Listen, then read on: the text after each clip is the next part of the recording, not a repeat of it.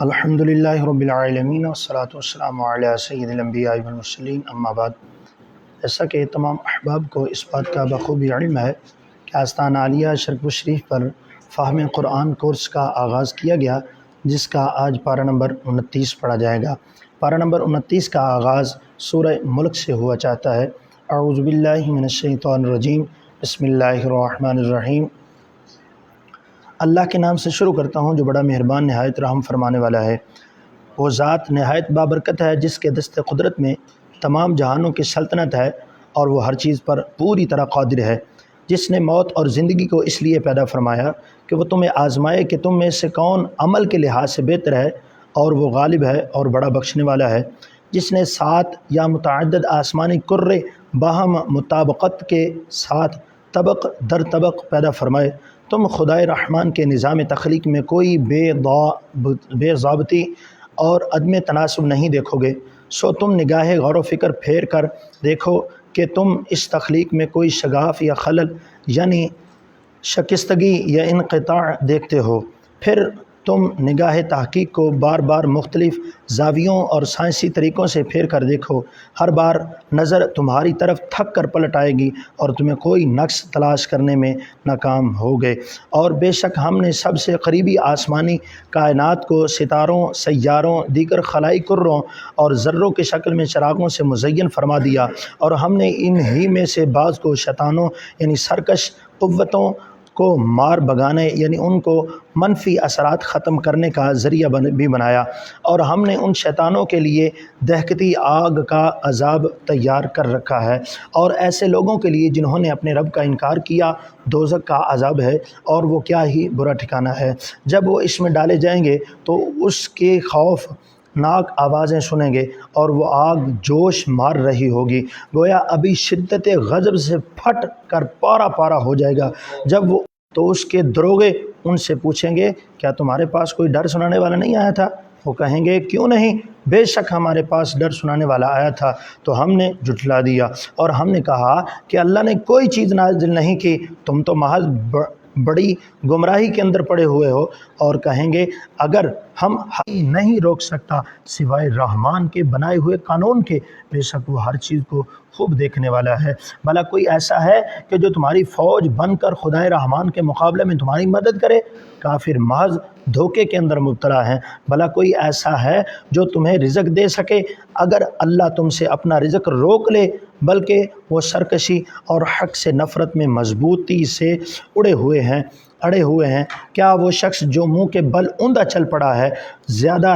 راست پر ہے، یا وہ شخص جو سیدھی حالت میں صحیح راہ پر گامزن ہے؟ آپ فرما دیجئے وہی اللہ ہے جس نے تمہیں پیدا فرمایا اور تمہارے لیے کان، آنکھ اور دل بنائے، تم بہت ہی کم شکر ادا کرتے ہو۔ اے محبوب آپ فرما دیجئے وہی ہے جس نے تمہیں زمین میں پھیلا دیا اور تم روز قیامت اسی کی طرف جمع کیے جاؤ گے، اور وہ کہتے ہیں یہ قیامت کا وعدہ کب پورا ہوگا اگر تم سچے ہو۔ اے محبوب آپ فرما دیجئے اس وقت کا علم تو اللہ ہی کے پاس ہے، اور میں تو صرف واضح ڈر سنانے والا ہوں۔ اگر وقت بتا دیا جائے تو ڈر ختم ہو جائے گا، پھر جب اس دن کو قریب دیکھ لیں گے تو کافروں کے چہرے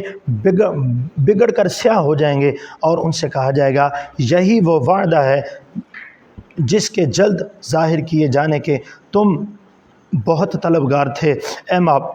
آپ فرما دیجئے بھلا یہ بتاؤ اگر اللہ مجھے موت سے ہمکنار کر دے جیسے تم خواہش کرتے ہو، اور جو میرے ساتھ ہیں ان کو بھی یا ہم پر رحم فرمائے یعنی ہماری موت کو مؤخر کر دے، تو ان دونوں صورتوں میں کون ہے جو کافروں کو دردناک عذاب سے پناہ دے گا؟ آپ فرما دیجئے وہی خدائے رحمان ہے جس پر ہم ایمان لائے اور اسی پر ہم نے بھروسہ کیا، پس تم عنقریب جان لوگے کہ کون شخص کھلی گمراہی کے اندر ہے۔ اے محبوب صلی اللہ علیہ وسلم آپ فرما دیجئے اگر تمہارا پانی زمین میں بہت نیچے اتر جائے یعنی خشک ہو جائے تو کون ہے جو تمہیں زمین سے بہتا ہوا پانی لا دے گا؟ گرامی قدر حضرات، سورہ ملک مکمل ہوئی۔ سورہ ملک کے اندر اللہ رب العالمین نے اپنی قدرتوں کا اظہار فرمایا کون ہے جو تمہیں زندگی دیتا ہے اور کون ہے جو تمہیں موت دیتا ہے، اور فرمایا وہی ذات ہے یعنی اللہ کی ذات ہے کہ جس نے تمہیں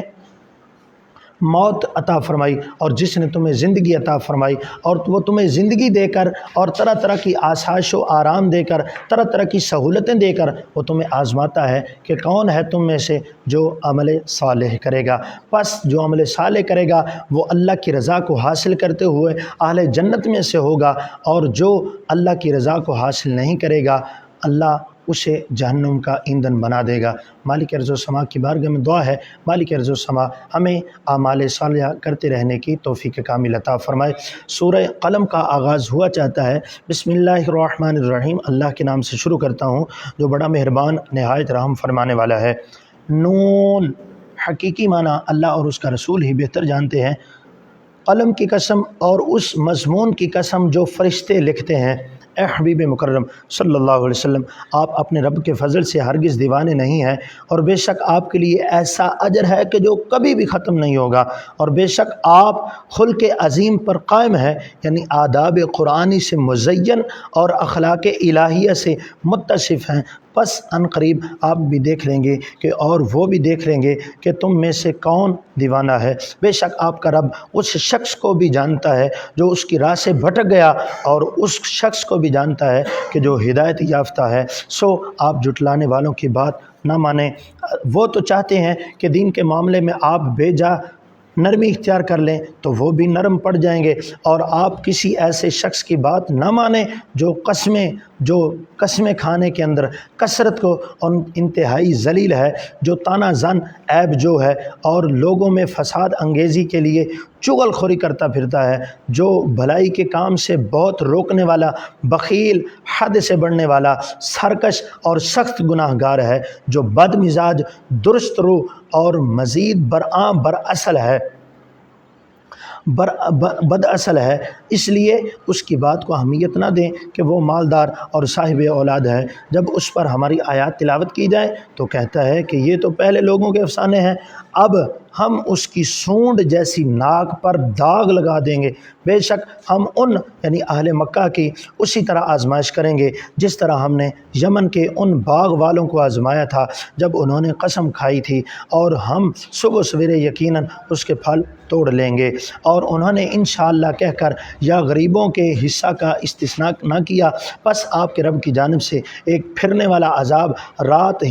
میں اس باغ پر پھر گیا، اور وہ سوتے ہی رہ گئے۔ سو وہ لہلہاتا پھلوں سے لدا ہوا باغ صبح کو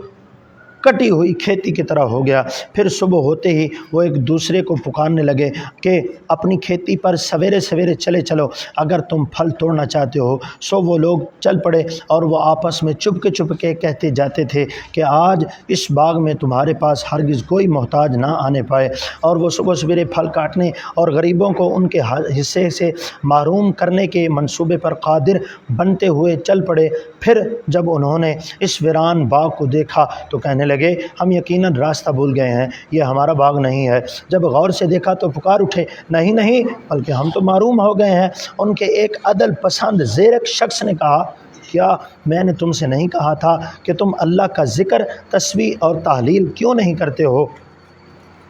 تب وہ کہنے لگے کہ ہمارا رب پاک ہے، بے شک ہم ہی ظالم ہیں اور ظلم کرتے تھے۔ سو وہ ایک دوسرے کی طرف متوجہ ہو کر باہم ملامت کرنے لگے، کہنے لگے ہائے ہماری شامت، بے شک ہم ہی سرکش اور باغی تھے۔ امید ہے ہمارا رب ہمیں اس کے بدلے میں اس سے بہتر عطا فرمائے گا، بے شک ہم اپنے رب کی طرف رجوع کرنے والے ہیں۔ عذاب اسی طرح ہوتا ہے، اور واقعی آخرت کا عذاب اسی سے کہیں بڑھ کر ہے، کاش وہ لوگ جانتے ہوتے۔ بے شک پرہیزگاروں کے لیے ان کے رب کے پاس نعمتوں والے باغات ہیں۔ کیا ہم فرما برداروں کو مجرموں کی طرح محروم کر دیں گے؟ تمہیں کیا ہو گیا ہے؟ کیا فیصلہ کرتے ہو کہ تمہارے پاس کوئی کتاب ہے جس میں تم یہ پڑھتے ہو کہ تمہارے لیے اس میں وہ کچھ ہے جو تم پسند کرتے ہو، یا تمہارے لیے ہمارے ذمے کچھ ایسے پختہ عہد و پیمان ہیں جو روز قیامت تک باقی رہیں گے، جن کے ذریعے ہم پابند ہوں کہ تمہارے لیے وہی کچھ ہوگا جس کا تم اپنے حق میں فیصلہ کرو گے۔ ان سے پوچھئے کہ ان میں سے کون ہے اس قسم کی بیہودہ اور وہ بات کا ذمہ دار، یا ان کے کچھ اور شریک بھی ہیں تو انہیں چاہیے کہ اپنے شریکوں کو لے آئیں اگر وہ سچے ہیں۔ جس دن ساق یعنی احوال قیامت کی ہولناک شدت سے پردہ اٹھ جائے گا اور وہ نافرمان لوگ سجدہ کے لیے بلائے جائیں گے تو سجدہ نہ کر سکیں گے،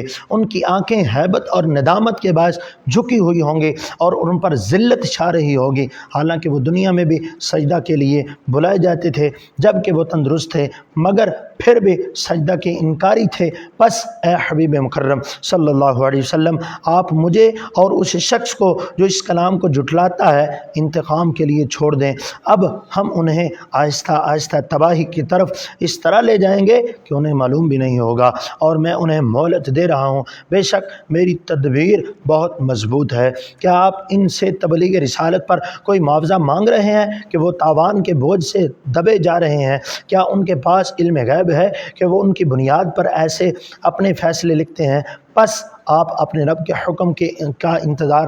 کرنے میں صبر فرمائیے، اور مچھلی والے پیغمبر یعنی حضرت یونس علیہ السلام کی طرح دل گرفتہ نہ ہوں جب انہوں نے اللہ کو پکارا، اس حال میں کہ وہ اپنی قوم پر غم اور غصے سے بھرے ہوئے تھے۔ اگر ان کے رب کی رحمت اور نعمت ان کی دستگیری نہ کرتی تو وہ ضرور چٹیل میدان میں پھینک دیے جاتے اور وہ ملامت زدہ ہوتے، مگر اللہ نے انہیں اس سے محفوظ رکھا۔ پھر ان کے رب نے انہیں برگزیدہ بنا لیا اور انہیں اپنے قرب خاص سے نواز کر کامل نیکوکاروں میں شامل فرما دیا۔ اور بے شک کافر لوگ جب قرآن سنتے ہیں تو ایسے لگتا ہے گویا کہ آپ کو اپنی حاسدانہ بد نظروں سے نقصان پہنچانا چاہتے ہیں، اور کہتے ہیں یہ تو دیوانہ ہے، اور وہ قرآن تو سارے جہانوں کے لیے نصیحت ہے۔ گرامی قدر حضرات، سورہ قلم مکمل ہوئی۔ سورہ قلم کے اندر اللہ رب العالمین احکم الحاکمین نے سب سے پہلے اس شخص کا ذکر کیا کہ جس نے نبی صلی اللہ علیہ وسلم کی بارگاہ کے اندر بے ادبی اور گستاخی کی۔ اللہ رب العالمین نے فرمایا کہ اے محبوب، جو تمہارے ساتھ بے ادبی کا پہلو کرتے ہیں، جو تمہاری گستاخی کرتے ہیں، جو تمہاری ناموس اور تمہاری ختم نبوت پر ڈاکہ ڈالنے کی کوشش کرتے ہیں، جو ناموس رسالت پر ڈاکہ ڈالنے کی کوشش کرتے ہیں، جو حضور کی بارگاہ اقدس کا ادب نہیں کرتے، اللہ رب العالمین نے فرمایا کہ محبوب آپ پریشان نہ ہوں، وہ خود ہی بد نسل ہیں، یعنی بد اصل ہیں، ان کی کوئی حقیقت نہیں ہے۔ اور پھر اسی طرح اللہ رب العالمین احکم الحاکمین نے اسی سورہ پاک کے اندر جہنمیوں کا ذکر کرتے ہوئے ارشاد فرمایا کہ جب جہنمیوں کو اللہ کی بارگاہ کے اندر پیش کیا جائے گا تو انہیں حکم دیا جائے گا کہ تم سجدہ کرو۔ اب جہنمی جنہوں نے دنیا کے اندر سجدہ نہیں کیا وہ قیامت کے دن بھی سجدہ نہیں کر پائیں گے۔ گرامی قدر حضرات، آج سوچنے اور سمجھنے کی بات یہ ہے کہ یہ دنیا دارالعمل ہے۔ اگر دنیا کے اندر سجدے کیے ہوئے ہوں گے تو قیامت والے دن بھی اللہ کے سامنے سجدہ کرنے کی توفیق مل جائے گی، لیکن اگر اس دنیا کے اندر سجدے جیسی عظیم نعمت سے روگردانی کی تو پھر یقیناً قیامت کے دن بھی وہ سجدہ کرنے کی حقیقت کو نہیں پا سکیں گے، وہ سجدہ کرنے کی صلاحیت ان کے اندر ختم ہو جائے گی۔ دنیا کے اندر اللہ کی بارگاہ کے اندر اپنے سر کو جھکائیں گے، قیامت والے دن یہ سر اللہ کی بارگاہ کے اندر جھکے گا۔ مالک ارض و سما ہمیں اپنے سر کو رب کی بارگاہ کے اندر جھکاتے رہنے کی توفیق کامل عطا فرمائے۔ سورہ حاقہ کا آغاز ہوا جاتا ہے۔ بسم اللہ الرحمن الرحیم، اللہ کے نام سے شروع کرتا ہوں تو بڑا مہربان نہایت رحم فرمانے والا ہے۔ یقیناً واقع ہونے والی گھڑی کیا چیز ہے؟ یقیناً واقع ہونے والی گھڑی کہ آپ کو کس چیز نے خبردار کیا؟ یقیناً واقع ہونے والی قیامت کیسی ہے؟ سمود اور عاد نے جملہ موجودات کو باہمی ٹکراؤ سے پاش کر دینے والی قیامت کو جھٹلایا تھا۔ پس قوم سمود کے لوگ تو وہ حد سے زیادہ کڑکدار چنگاڑ والی آواز سے ہلاک کر دیے گئے، اور رہے قوم عاد کے لوگ تو وہ بھی ایسی چیز اور ایسی تیز آندھی سے ہلاک کر دیے گئے جو انتہائی سرد اور نہایت گرجدار تھی۔ اللہ نے اس آندھی کو ان پر مسلسل 7 راتیں اور 8 دن مسلط رکھا، تو ان لوگوں کو اس عرصہ میں اس طرح مرے پڑے دیکھنا تو یوں لگتا تھا گویا وہ کھجور کے گرے ہوئے تنوں کی کھوکھلی جڑیں ہیں۔ تو کیا ان میں سے کسی کو باقی دیکھتا ہے؟ اور فرعون اور جو اس کے پہلے تھے اور قوم لوط کی الٹی ہوئی بستیوں کے باشندوں نے بڑی خطائیں کی تھیں، بس انہوں نے بھی اپنے رب کے رسول کی نافرمانی کی، سو اللہ نے انہیں نہایت سخت گرفت میں پکڑ لیا۔ بے شک جب طوفان نوح کا پانی ہاتھ سے گزر گیا تو ہم نے تمہیں رواں کشتی میں سوار کر لیا تاکہ ہم اس واقعے کو تمہارے لیے یادگار نصیحت بنا دیں اور محفوظ رکھنے والے کان اسے یاد رکھیں۔ پھر جب سور میں ایک مرتبہ پھونک مار دی جائے گی اور زمین اور پہاڑ اپنی جگہوں سے اٹھا لیے جائیں گے، پھر وہ ایک ہی بار ٹکرا کر ریزہ ریزہ کر دیے جائیں گے، سو اس وقت واقع ہونے والی قیامت برپا ہو جائے گی۔ اور جب آسمانی کرے پھٹ جائیں گے اور یہ کائنات ایک نظام میں مربوط اور حرکت میں رکھنے والی قوت کے ذریعے سایہ شگافوں پر مشتمل ہو جائے گی اور فرشتے اس کے کنارے پر کھڑے ہوں گے، اور آپ کے رب کی عرش کو اس دن ان کے اوپر 8 فرشتے اور فرشتوں کے طبقات اٹھائے ہوئے ہوں گے۔ اس دن تم حساب کے لیے پیش کیے جاؤ گے، تمہاری کوئی پوشیدہ بات چھپی نہیں رہے گی۔ سو وہ شخص جس کا نامہ اعمال اس کے دائیں ہاتھ میں دیا جائے گا، وہ تو خوشی سے کہے گا آؤ میرا نامہ اعمال پڑھ لو، میں تو یقین رکھتا ہوں کہ میں اپنے حساب کو آسان پانے والا ہوں۔ سو وہ پسندیدہ زندگی بسر کرے گا، بلند بالا جنت کے اندر مربوط ہوگا، جس کے خوشے پھلوں کی کثرت کے باعث جھکے ہوئے ہوں گے۔ ان سے کہا جائے گا خوب لطف اندوزی کے ساتھ کھاؤ اور پیو ان اعمال کے بدلے جو تم گزشتہ زندگی کے ایام میں آگے بھیج چکے تھے۔ اور وہ شخص جس کا نامہ اعمال اس کے بائیں ہاتھ کے اندر دیا جائے گا، وہ تو کہے گا ہائے کاش مجھے میرا نامہ اعمال نہ دیا گیا ہوتا اور میں نہ جانتا کہ میرا حساب کیا ہے۔ آئے کاش وہی موت کام تمام کر چکی ہوتی، آج میرا مال مجھ سے عذاب کو کچھ بھی دور نہ کر سکا، مجھ سے میری قوت اور سلطنت بھی جاتی رہی۔ حکم ہوگا اسے پکڑ لو اور اسے توق پہنا دو، پھر اسے دوزخ کے اندر جھونک دو، پھر ایک زنجیر میں جس کی لمبائی 70 گز ہوگی اسے جکڑ دو۔ بے شک یہ بڑی عظمت والے اللہ پر ایمان نہیں رکھتا تھا اور نہ محتاج کو کھانا کھلانے سے رغبت دلاتا تھا، سو آج کے دن نہ اس کا کوئی گرم جوش دوست ہے اور نہ پیپ کے سوا اس کے دیکھتے۔ بے شک یہ قرآن بزرگی اور عظمت والے رسول صلی اللہ علیہ وسلم کا منزل من اللہ فرمان ہے، جسے وہ رسالتاً اور نیابتاً بیان فرماتے ہیں، اور یہ کسی شاعر کا کلام نہیں کہ ادبی مہارت سے خود لکھا گیا ہو، تم بہت ہی کم یقین کے ساتھ پکڑ لیتے، پھر ہم ضرور ان کی شاہ رگ کاٹ دیتے، پھر تم میں سے کوئی بھی ہمیں اس سے روکنے والا نہ ہوتا۔ اور پس بلا شبہ یہ قرآن پرہیزگاروں کے لیے نصیحت ہے، اور یقیناً ہم جانتے ہیں کہ تم میں سے کون لوگ اس کھلی سچائی کو جھٹلانے والے ہیں، اور واقعی یہ کافروں کے لیے موجب حسرت ہے اور بے شک یہ حق الیقین ہے۔ سو اے حبیب مکرم صلی اللہ علیہ وسلم، آپ اپنے رب کی عظمت کے ساتھ اس کی تسبیح کرتے رہیں۔ گرامی قدر حضرات، سورہ حاقہ مکمل ہوئی۔ سورہ حاقہ کے اندر اللہ رب العالمین نے فرمایا قیامت والے دن جن لوگوں کا نامہ اعمال ان کے دائیں ہاتھ کے اندر دیا جائے گا، وہ خوشی کے سارے اور خوشی کے مارے جھومیں گے اور اس بات کا اظہار کریں گے کہ آؤ دیکھو ہمارا نامہ اعمال۔ اور وہ لوگ جن کا نامہ اعمال بائیں ہاتھ کے اندر دیا جائے گا، وہ کہیں گے کاش ہماری موت کے ساتھ ہی ہمارا تمام کام مکمل کر دیا ہوتا، کاش ہمارا مال ہمیں نہ دیا جاتا، ہمیں عیش و عشرت نہ دی جاتی، بلکہ آزمائشوں کے اندر اور تکلیفوں کے اندر ہی مبتلا کر دیا جاتا۔ اللہ رب العالمین کی بارگاہ میں دعا ہے مالک ارض و سما، قیامت والے دن ہمیں اپنا نامہ اعمال دائیں ہاتھ کے اندر لینے والے لوگوں کے جیسا عمل کرنے کی توفیق عطا فرمائے۔ سورہ معارج کا آغاز ہوا چاہتا ہے۔ بسم اللہ الرحمن الرحیم، اللہ کے نام سے شروع کرتا ہوں جو بڑا مہربان نہایت رحم فرمانے والا ہے۔ ایک سائل نے ایسا عذاب طلب کیا جو واقع ہونے والا ہے کافروں کے لیے، جسے کوئی دفع کرنے والا نہیں۔ وہ اللہ کی جانب سے واقع ہوگا جو آسمانی زینتوں اور بلند مراتب درجات کا مالک ہے۔ اس کے عرش کے طرف فرشتے اور روح الامین عروج کرتے ہیں ایک دن میں، جس کا اندازہ دنیاوی حساب سے 50,000 برس کا ہے۔ سو اے حبیب مکرم صلی اللہ علیہ وسلم، آپ کافروں کی باتوں پر ہر شکوہ سے پاک، صبر فرمائیں بے شک وہ تو اس دن کو دور سمجھ رہے ہیں اور ہم اسے قریب ہی دیکھتے ہیں، جس دن آسمان پگھلے ہوئے تانبے کی طرح ہو جائے گا اور پہاڑ دھنکی ہوئی رنگین اون کی طرح ہو جائے گا، اور کوئی دوست کسی دوست کا پرسان حال نہ ہوگا، حالانکہ وہ ایک دوسرے کو دکھائے جا رہے ہوں گے۔ مجرم آرزو کریں گے کاش اس دن کا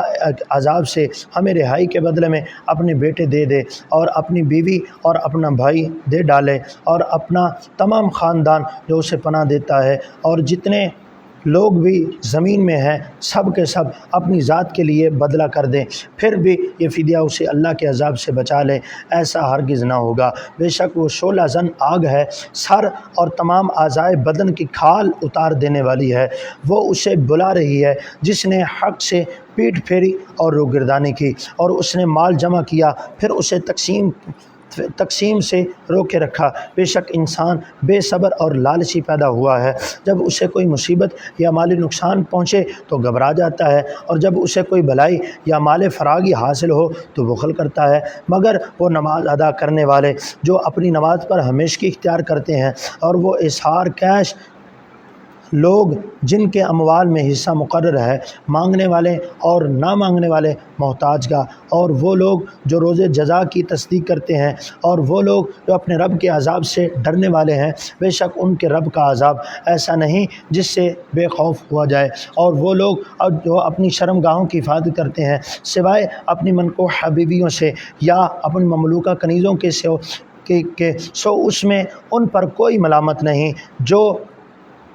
ان کے علاوہ طلب کرے تو وہی لوگ حد سے گزر جانے والے ہیں۔ اور وہ جو لوگ اپنی امانتوں اور اپنے وعدوں کی نگہداشت کرتے ہیں، اور وہ لوگ جو اپنی گواہیوں پر قائم رہتے ہیں، اور وہ لوگ جو اپنی نمازوں کی حفاظت کرتے ہیں، یہی لوگ ہیں جو جنتوں میں معزز اور مکرم ہوں گے۔ تو کافروں کو کیا ہو گیا کہ وہ آپ کی طرف دوڑے چلے آ رہے ہیں، دائیں جانب سے بھی اور بائیں جانب سے بھی، گروہ در گروہ۔ کیا ان میں سے ہر شخص یہ توقع رکھتا ہے کہ وہ بغیر ایمان اور عمل کے نعمتوں والی جنت میں داخل کر دیا جائے گا؟ ہرگز نہیں۔ بے شک ہم نے انہیں ہر اس چیز سے پیدا فرمایا ہے جسے وہ بھی جانتے ہیں۔ سو میں مشارق اور مغارب کے رب کی قسم کھاتا ہوں کہ بے شک ہم پوری قدرت رکھتے ہیں اس پر کہ ہم بدل کر ان سے بہتر لوگ لے آئیں، اور ہم ہرگز عاجز نہیں ہیں۔ سو آپ انہیں چھوڑ دیجئے کہ وہ اپنی بے ہودہ باتوں اور کھیل تماشے میں پڑے رہیں، یہاں تک کہ اپنے اس دن سے آ ملے جس کا ان سے وعدہ کیا جا رہا ہے، جس دن وہ قبروں سے دوڑتے ہوئے یوں نکلیں گے گویا کہ وہ بتوں کے آستانوں کی طرف دوڑے جا رہے ہیں۔ ان کا حال یہ ہوگا کہ ان کی آنکھیں شرم اور خوف سے جھک رہی ہوں گی، ذلت ان پر چھا رہی ہوگی۔ یہی وہ دن ہے جس کا ان سے وعدہ کیا جاتا تھا۔ گرامی قدر حضرات، سورہ معارج مکمل ہوئی، سورہ نوح کا آغاز ہوا چاہتا ہے۔ بسم اللہ الرحمن الرحیم، اللہ کے نام سے شروع کرتا ہوں جو بڑا مہربان نہایت رحم فرمانے والا ہے۔ بے شک ہم نے حضرت نوح علیہ السلام کو ان کی قوم کی طرف بھیجا کہ آپ اپنی قوم کو ڈرائیں قبل اس کے کہ انہیں دردناک عذاب آ پہنچے۔ انہوں نے کہا اے میری قوم، بے شک میں تمہیں واضح ڈر سنانے والا ہوں کہ تم اللہ کی عبادت کرو اور اس سے ڈرو اور میری اطاعت کرو، وہ تمہارے گناہ بخش دے گا اور تمہیں مقررہ مدت تک مہلت عطا فرمائے گا۔ بے شک اللہ کی مقرر کردہ مدت جب آ جائے گی تو مہلت نہیں دی جائے گی، کاش تم جانتے ہوتے۔ حضرت نوح علیہ السلام نے عرض کی اے میرے رب، بے شک میں اپنی قوم کو رات دن بلاتا رہا، لیکن میری دعوت نے ان کے لیے سوائے بھاگنے کے کچھ بھی زیادہ نہ کیا، اور میں نے جب بھی انہیں ایمان کی طرف بلایا تاکہ تو انہیں بخشش عطا فرمائے تو انہوں نے اپنی انگلیاں اپنے کانوں کے اندر دے ڈالی اور اپنے اوپر اپنے کپڑے لپیٹ لیے اور کفر پر ہٹ درمی کی اور شدید تکبر کیا۔ پھر میں نے انہیں بلند آواز سے دعوت دی، پھر میں نے انہیں اعلانیہ بھی سمجھایا اور انہیں پوشیدہ رازدارانہ طور پر بھی سمجھایا،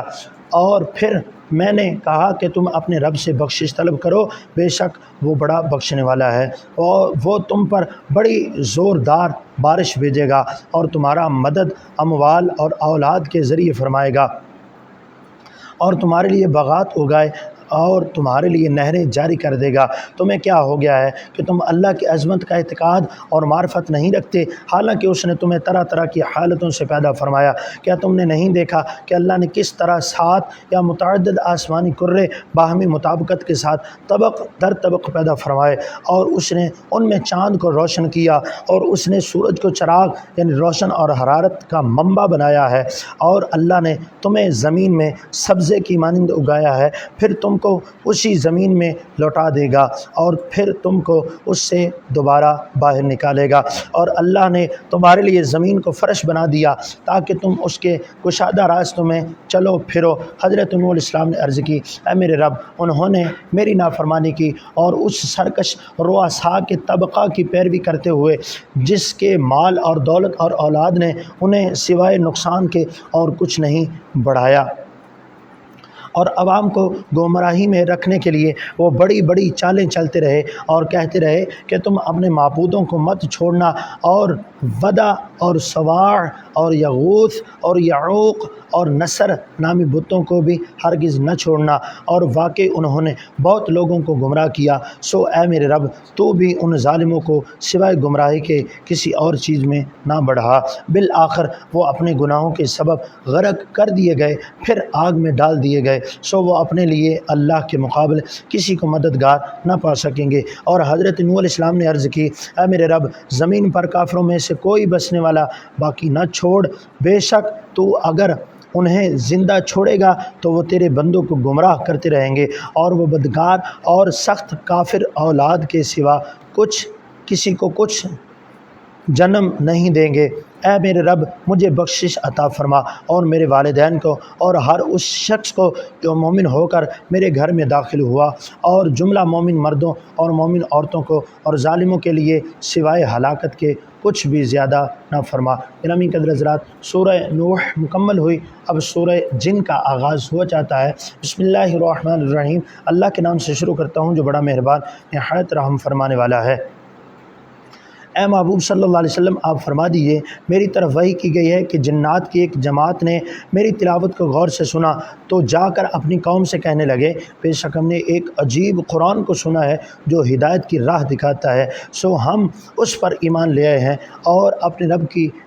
اپنے رب کے ساتھ کسی کو شریک ہرگز نہیں ٹھہرائیں گے، اور یہ کہ ہمارے رب کی شان بہت بلند ہے، اس نے نہ کوئی بیوی بنا رکھی ہے اور نہ ہی کوئی اولاد، اور یہ کہ ہم میں سے کوئی احمق ہی اللہ کے بارے میں حق سے دور حد سے گزری ہوئی باتیں کہا کرتا تھا، اور یہ کہ ہم گمان کرتے تھے کہ انسان اور جن اللہ کے بارے میں ہرگز جھوٹ نہیں بولیں گے، اور یہ کہ انسانوں میں سے کچھ لوگ جنات میں سے بعض افراد کی پناہ لیتے تھے، سو ان لوگوں نے ان جنات کی سرکشی اور بڑھا دی، اور اسے گروہ جنات وہ انسان بھی ایسا ہی گمان کرنے لگے جیسا گمان تم نے کیا کہ اللہ مرنے کے بعد ہرگز کسی کو نہیں اٹھائے گا، اور یہ کہ ہم نے آسمانوں کو چھوا اور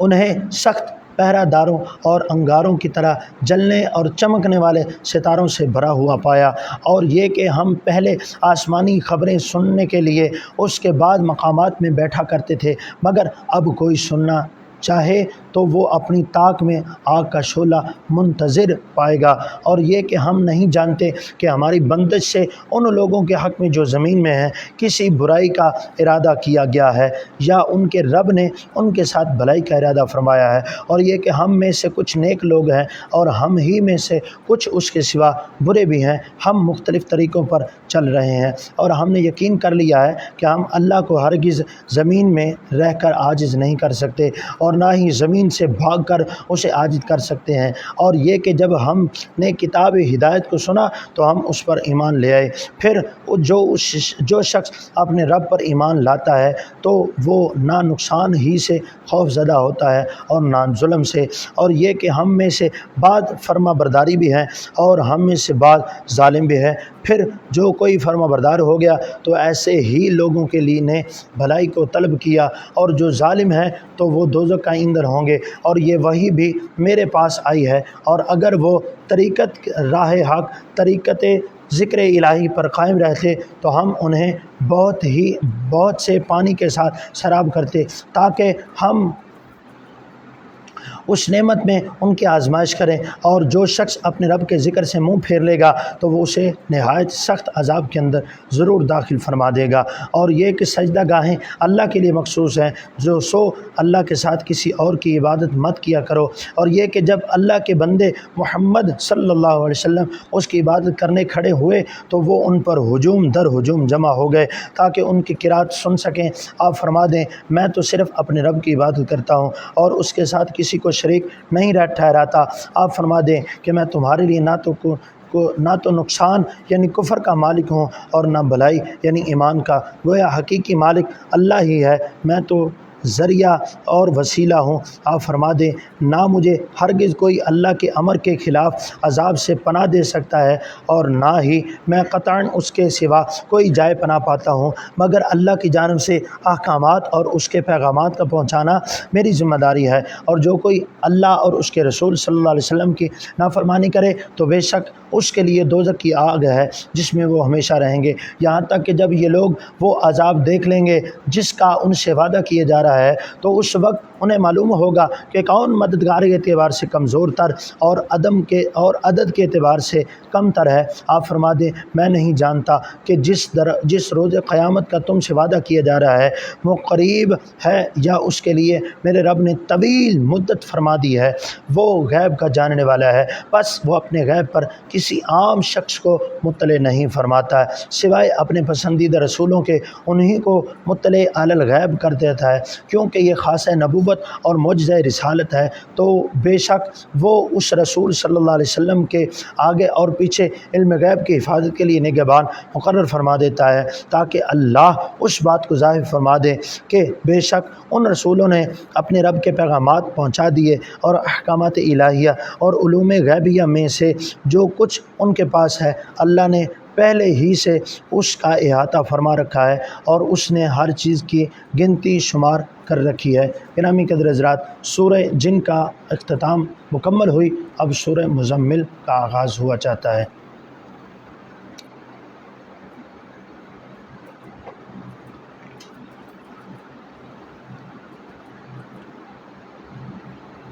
بسم اللہ الرحمن الرحیم، اللہ کے نام سے شروع کرتا ہوں جو بڑا مہربان نہایت رحم فرمانے والا ہے۔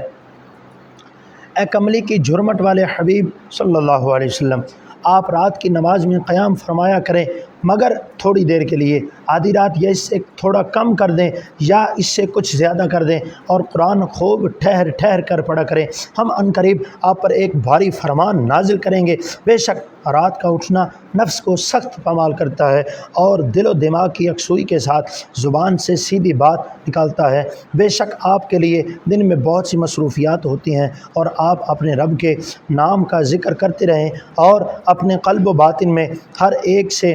ٹوٹ کر اسی کے ہو رہیں۔ وہ مشرق اور مغرب کا مالک ہے، اس کے سوا کوئی معبود نہیں، سو اسی کو اپنا کارساز بنا لیں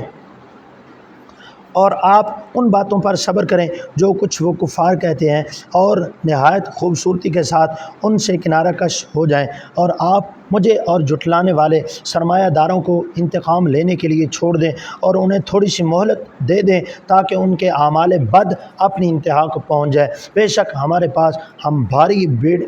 بیڑیاں اور دوزخ کی بھڑکتی ہوئی آگ ہے اور حلق میں اٹک جانے والا کھانا اور نہایت دردناک عذاب ہے جس دن زمین اور پہاڑ زور سے لرزنے لگیں گے اور پہاڑ بکھرتی ریت کے ٹیلے ہو جائیں گے۔ بے شک ہم نے تمہاری طرف ایک رسول بھیجا جو تم پر احوال کا مشاہدہ فرما کر گواہی دینے والا ہے، جیسا کہ ہم نے فرعون کی طرف ایک رسول کو بھیجا تھا، پس فرعون نے اس رسول کی نافرمانی کی، سو ہم نے اس کی ہلاکت انگیز گرفت میں پکڑ لیا۔ اگر تم کفر کرتے رہو تو اس دن کے عذاب سے کیسے بچو گے جو بچوں کو بوڑھا کر دے گا، جس دن کی شدت کے باعث آسمان پھٹ جائے گا، اس کا وعدہ پورا ہو کر رہے گا۔ بے شک یہ قرآن نصیحت ہے، پس جو شخص چاہے اپنے رب تک پہنچنے کا راستہ اختیار کر لے۔ بے شک آپ کا رب جانتا ہے کہ آپ کبھی 2/3 شب کے قریب اور کبھی نصف شب اور کبھی 1/3 شب نماز میں قیام کرتے ہیں، اور ان لوگوں کی ایک جماعت بھی جو آپ کے ساتھ ہیں قیام میں شریک ہوتی ہے، اور اللہ ہی رات اور دن کے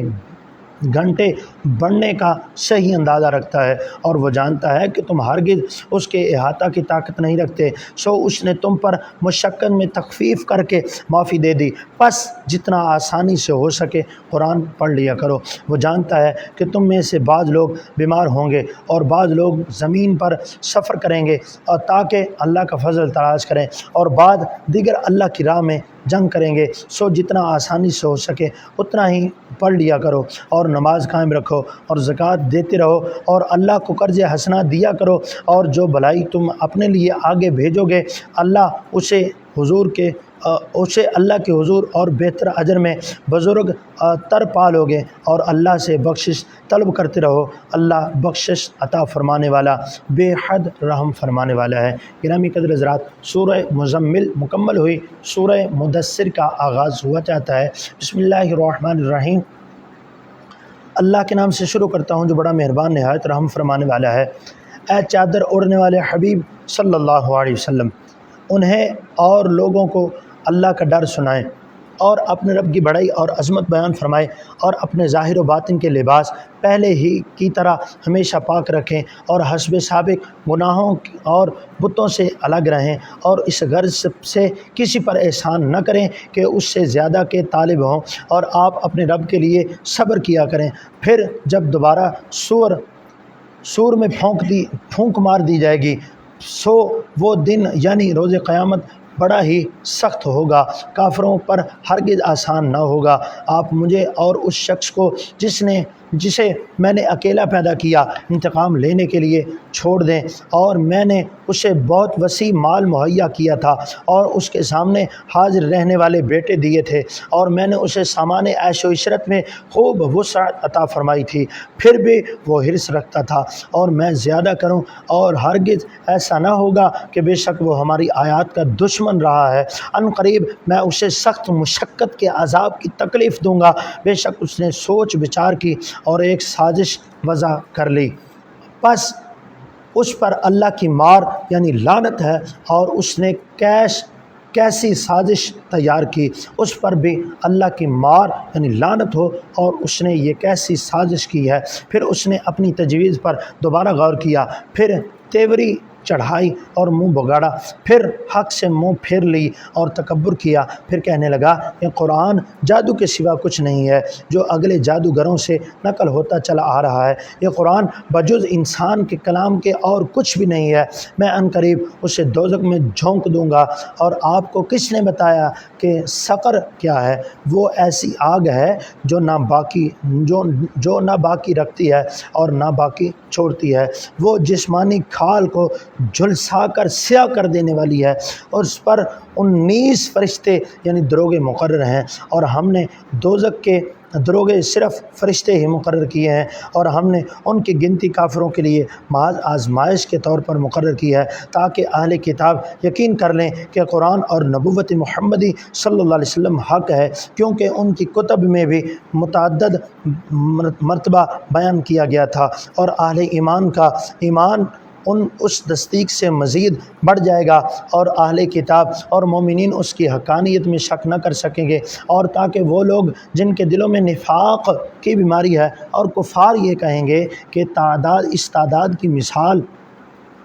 سے اللہ کی مراد کیا ہے، اسی طرح اللہ ایک ہی بات سے جسے چاہتا ہے گمراہ ٹھہرا دیتا ہے اور جسے چاہتا ہے ہدایت عطا فرماتا ہے۔ آپ کے رب کے لشکروں کو اس کے سوا کوئی نہیں جانتا، اور یہ دوزخ کا بیان انسان کی نصیحت کے لیے ہی کافی ہے۔ ہاں، چاند کی قسم جس کا گھٹنا اور بڑھنا غالب ہو جاتا اور گواہی دیتا ہے، اور رات کی قسم جب وہ پیٹ پھیر کر رخصت ہونے لگے، اور صبح کی قسم جب وہ روشن ہو جائے، بے شک یہ دوزخ بہت بڑی آفتوں میں سے ایک ہے، انسان کو ڈرانے والی ہے، یعنی اس شخص کے لیے جو تم میں سے نیکی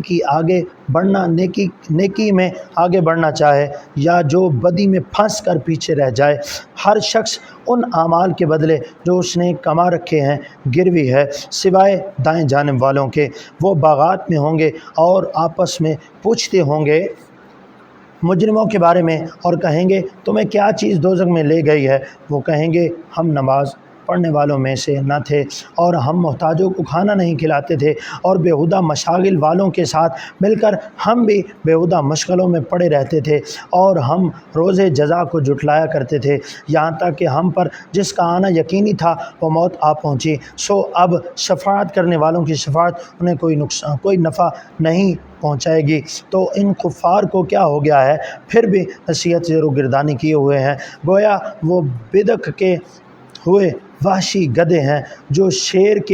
شیر سے بھاگ کھڑے ہوئے ہیں، بلکہ ان میں سے ہر ایک شخص یہ چاہتا ہے کہ اسے براہ راست کھلے ہوئے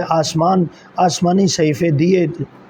دے دیے جائیں۔ ایسا ہرگز نہیں ممکن، بلکہ حقیقت یہ ہے کہ وہ لوگ آخرت سے ڈرتے ہی نہیں ہیں۔ کچھ شک نہیں، یہ قرآن نصیحت ہے، بس جو چاہے اسے یاد رکھے، اور یہ لوگ اسے یاد نہیں رکھتے مگر جب اللہ چاہے گا۔ وہی تقوی اور پرہیزگاری کا مستحق ہے اور مغفرت کا مالک ہے۔ گرامی قدر حضرات، سورہ مدثر مکمل ہوئی، اب سورہ قیامہ کا آغاز ہوا چاہتا ہے۔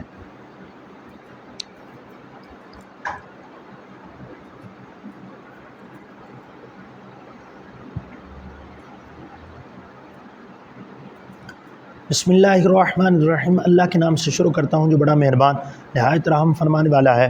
میں قسم کھاتا ہوں روز قیامت کی، اور میں قسم کھاتا ہوں برائیوں پر ملامت کرنے والے نفس کی۔ کیا انسان یہ خیال کرتا ہے کہ ہم اس کی ہڈیوں کو جو مرنے کے بعد ریزہ ریزہ ہو کر بکھر جائیں گی ہرگز اکٹھا نہ کریں گے؟ کیوں نہیں، ہم تو اس بات پر بھی قادر ہیں کہ اس کی انگلیوں کے ایک ایک جوڑ اور پوروں تک کو درست کر دیں، بلکہ انسان یہ چاہتا ہے کہ اپنے آگے کی زندگی میں بھی گناہ کرتا رہے، اور وہ بانداز تمسخر پوچھتا ہے قیامت کب قائم ہوگی۔ پھر جب آنکھیں چندیا جائیں گی اور چاند اپنی روشنی کو کھو دے گا اور سورج اور چاند اکٹھے بے نور ہو جائیں گے، اس وقت انسان پکار اٹھے گا کہ بھاگ جانے کا ٹھکانہ کہاں ہے؟ ہرگز نہیں، کوئی جائے پناہ نہیں ہوگی، اور اس دن آپ کے رب ہی کے پاس قرار گاہ ہوگی۔ اس دن انسان ان اعمال سے خبردار کیا جائے گا جو اس نے آگے بھیجے تھے اور جو اثرات اپنی موت کے بعد پیچھے چھوڑے تھے، بلکہ انسان اپنے احوال نفس پر خود ہی آگاہ ہوگا، اگرچہ وہ اپنے تمام عذر پیش کرے گا۔ اے حبیب صلی اللہ علیہ وسلم، آپ قرآن کو یاد کرنے کی جلدی میں نزول وحی کے ساتھ اپنی زبان کو حرکت نہ دیا کریں، بے شک اسے آپ کے سینے میں جمع کرنا اور اسے آپ کی زبان پر بڑھانا ہمارے ذمہ کرم پر ہے۔ پھر جب ہم اسے زبان جبریل سے پڑھ چکے تو آپ اسے پڑھے ہوئے کی پیروی کیا کریں، پھر بے شک اس کے معنی کا کھول کر بیان کرنا ہماری ہی ذمہ داری ہے۔ حقیقت یہ ہے کہ اے کفار، تم جلد ملنے والی دنیا کو محبوب رکھتے ہو اور تم آخرت کو چھوڑے ہوئے ہو۔ بہت سے چہرے اس دن شگفتہ اور تر و تازہ ہوں گے اور بلا حجاب اپنے رب کے حسن و جمال کو تک رہے ہوں گے، اور کتنے ہی چہرے اس دن بگڑی ہوئی حالت میں مایوس اور سیاہ ہوں گے، یہ گمان کرتے ہوئے ہوں گے کہ ان کے ساتھ ایسی سختی کی جائے کہ ان کی کمر توڑ دے گا۔ نہیں، جب جان گلے تک پہنچ جائے گی اور کہا جا رہا ہوگا کہ اس وقت کون ہے جھاڑ پھونچ سے علاج کرنے والا جس سے شفا یابی کرائے، اور جان دینے والا سمجھ لے کہ اب سب سے جدائی ہے اور پنڈلی سے پنڈلی لپٹنے لگے، تو اس دن آپ کے رب کی طرف ہونا ہوگا۔ تو کتنی بد نصیبی ہے کہ اس نے نہ رسول صلی اللہ علیہ وسلم کی باتوں کی تصدیق کی اور نہ نماز پڑھی، بلکہ وہ جھٹلاتا رہا اور وہ گردانی کرتا رہا، پھر اپنے اہل خانہ کی طرف اکڑ کر چل دیا۔ تمہارے لیے مرتے وقت تباہی ہے، پھر قبر ہی میں تباہی ہے، پھر تمہارے لیے روز قیامت ہلاکت ہے، پھر دوزخ کی ہلاکت ہے۔ کیا انسان یہ خیال کرتا ہے کہ اسے بیکار بغیر حساب و کتاب کے چھوڑ دیا جائے گا؟ کیا وہ اپنی ابتدا میں منی کا ایک قطرہ نہ تھا جو عورت کے رحم میں ٹپکا دیا جاتا ہے، پھر وہ رحم میں جال کی طرح جمع ہوا، ایک معلق وجود بن گیا، پھر اس نے تمام جسمانی اعضاء کی ابتدائی شکل کو اس وجود میں پیدا فرمایا، جو پھر اس نے انہیں درست کیا، اور پھر اس نے اسی نطفہ کی ہی کے ذریعے وہ دو قسمیں بنائیں، مرد اور عورت، تو کیا وہ اس بات پر قادر نہیں کہ مردوں کو پھر سے دوبارہ زندہ کر لے۔ گرامی قدر حضرات، سورہ قیامہ کا اختتام ہوا، اب سورہ دہر کا آغاز ہوا چاہتا ہے۔ بسم اللہ الرحمن الرحیم، اللہ کے نام سے شروع کرتا ہوں جو بڑا مہربان نہایت رحم فرمانے والا ہے۔ بے شک انسان پر زمانے کا ایک ایسا وقت بھی گزر چکا ہے کہ وہ کوئی قابل ذکر چیز ہی نہ تھا۔ بے شک ہم نے انسان کو مخلوط نطفہ سے پیدا فرمایا، جسے ہم تولد تک ایک مرحلہ سے دوسرے مرحلہ کی طرف پلٹتے اور جانچتے رہے ہیں، پس ہم نے اسے ترتیب سے سننے والا پھر دیکھنے والا بنایا ہے۔ بے شک ہم نے اسے حق اور باطل میں تمییز کرنے کے لیے شعور اور بصیرت کی راہ بھی دکھا دی ہے۔ اب خواہ وہ شکر گزار ہو جائے یا نہ شکر گزار ہو جائے، بے شک ہم نے کافروں کے لیے پاؤں کی زنجیریں اور گردن کے طوق اور دوزخ کی دہکتی آگ تیار کر رکھی ہے۔ بے شک مخلص اطاعت گزار شراب طہور کے ایسے جام پئیں گے جس میں خوشبو، رنگت اور لذت بڑھانے کے لیے کافور کی آمیزش ہوگی۔ کافور جنت کا ایک چشمہ ہے جس سے خاص بندگان خدا یعنی اولیاء اللہ پیا کریں گے، اور وہ جہاں چاہیں گے دوسروں کو پلانے کے لیے اسے چھوٹی چھوٹی نہروں کی شکل میں بہا کر بھی لے جائیں گے۔ اور یہ بندگان خاص وہ ہیں جو اپنی نظریں اور پوری طرح ان کو نیچا رکھتے ہیں اور اس دن سے ڈرتے ہیں جس کی سختی خوب پھیل جانے والی ہے۔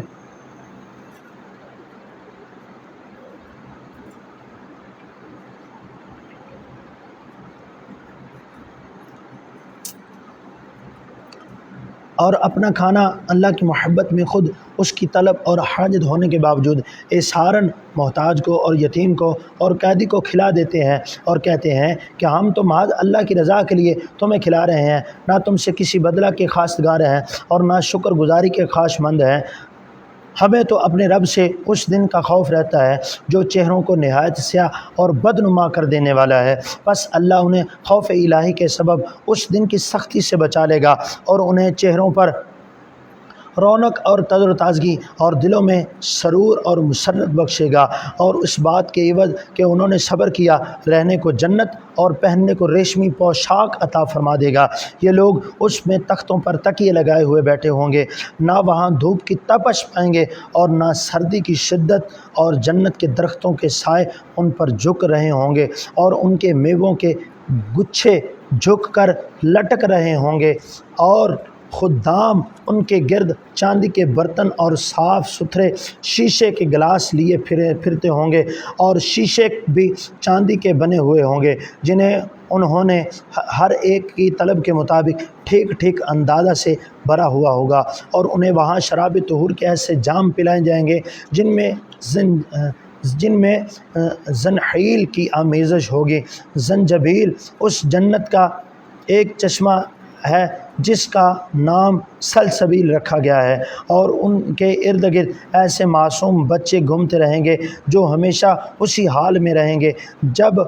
آپ انہیں دیکھیں گے تو انہیں بکھرے ہوئے موتی گمان کریں گے، اور جب آپ بہشت پر نظر ڈالیں گے تو وہاں کثرت سے نعمتیں اور ہر طرف بڑی سلطنت دیکھیں گے۔ ان کے جسموں پر ایک باریک ریشم کے سبز اور دبیز اطلس کے کپڑے ہوں گے، اور انہیں چاندی کے کنگن پہنائے جائیں گے، اور ان کا رب انہیں پاکیزہ شراب پلائے گا۔ بے شک یہ تمہارا صلہ ہوگا اور تمہاری محنت مقبول ہوگی۔ بے شک ہم نے آپ پر قرآن تھوڑا تھوڑا کر کے نازل فرمایا ہے، سو آپ اپنے رب کے حکم کے خاطر صبر جاری رکھیں، اور ان میں سے کسی کاذب اور گناہ گار یا کافر اور ناشکر گزاری پر بات پر کان نہ دھریں، اور صبح و شام اپنے رب کا نام ذکر کیا کریں،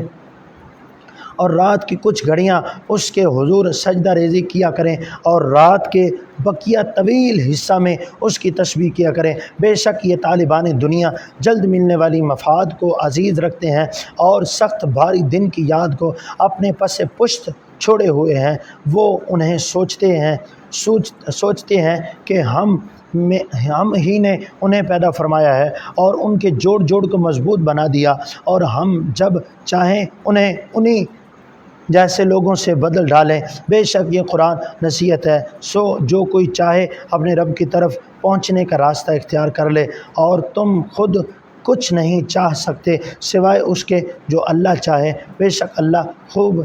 جاننے والا اور بڑی حکمت والا ہے۔ وہ جسے چاہتا ہے اپنی رحمت کے دائرے میں داخل فرما لیتا ہے، اور ظالموں کے لیے اس نے دردناک عذاب تیار کر رکھا ہے۔ گرامی قدر حضرات، سورہ دہر مکمل ہوئی، اب سورہ مرسلات کا آغاز ہوا چاہتا ہے۔ بسم اللہ الرحمن الرحیم، اللہ کے نام سے شروع کرتا ہوں جو بڑا مہربان نہایت رحم فرمانے والا ہے۔ نرم اور خوشگوار ہواؤں کی قسم جو پے در پے چلتی ہیں، پھر تند و تیز ہواؤں کی قسم جو شدید جھونکوں سے چلتی ہیں، اور ان کی قسم جو بادلوں کو ہر طرف پھیلا دیتی ہے، پھر ان کی قسم جو انہیں پھاڑ کر جدا جدا کر دیتی ہے، پھر ان کی قسم جو نصیحت لانے والی ہے، جب حجت تمام کرنے یا ڈرانے کے لیے حجت ہے۔ بے شک جو وعدہ قیامت تم سے کیا جا رہا ہے وہ ضرور پورا ہو کر رہے گا۔ پھر جب ستاروں کی روشنی زائل کر دی جائے گی، اور جب آسمانی کائنات میں شگاف ہو جائیں گے، اور جب پہاڑ ریزہ ریزہ کر اڑا دیے جائیں گے، اور جب پیغمبر وقت مقرر پر اپنی اپنی امتوں پر گواہی کے لیے جمع کیے جائیں گے، بھلا کس دن کے لیے ان سب امور کی مدت مقرر کی گئی ہے؟ فیصلہ کے دن کے لیے۔ اور آپ کو کس نے بتایا کہ فیصلے کا دن کیا ہے؟ اس دن جھٹلانے والوں کے لیے خرابی اور تباہی ہے۔ کیا ہم نے اگلے جھٹلانے والے لوگوں کو ہلاک نہیں کر ڈالا تھا؟ پھر ہم بعد کے لوگوں کو بھی ہلاکت میں ان کے پیچھے چلائے دیتے ہیں۔ ہم مجرموں کے ساتھ اسی طرح کا معاملہ کرتے ہیں۔ اس دن جھٹلانے والوں کے لیے بڑی خرابی ہے۔ کیا ہم نے تمہیں حقیر پانی کی ایک بوند سے پیدا نہیں کیا، پھر ہم اس کو مضبوط جگہ یعنی رحم مادر میں رکھتے ہیں وقت کے ایک معین اندازے تک، پھر ہم نے نطفہ سے تولد تک تمام مراحل کے لیے وقت کے اندازے مقرر کیے، بس ہم کیا ہی خوب اندازے مقرر کرنے والے ہیں۔ اس دن جھٹلانے والوں کے لیے بڑی تباہی ہے۔ کیا ہم نے زمین کو سمیٹ لینے والی نہیں بنایا، جو سمیٹتی ہے زندوں کو بھی اور مردوں کو بھی؟ ہم نے اس پر بلند اور مضبوط پہاڑ رکھ دیے، اور ہم نے تمہیں شیریں چشموں کے ذریعے میٹھا پانی پلایا۔ اس دن جھٹلانے والوں کے لیے بڑی بربادی ہوگی۔ اب تم اس عذاب کی طرف چلو جسے تم جھٹلایا کرتے تھے۔ تم دوزخ کے دھوئیں پر مبنی اس سائے کی طرف چلو جس کے 3 حصے ہیں، جو نہ تو ٹھنڈا سایہ ہے اور نہ ہی آگ کی تپش سے بچانے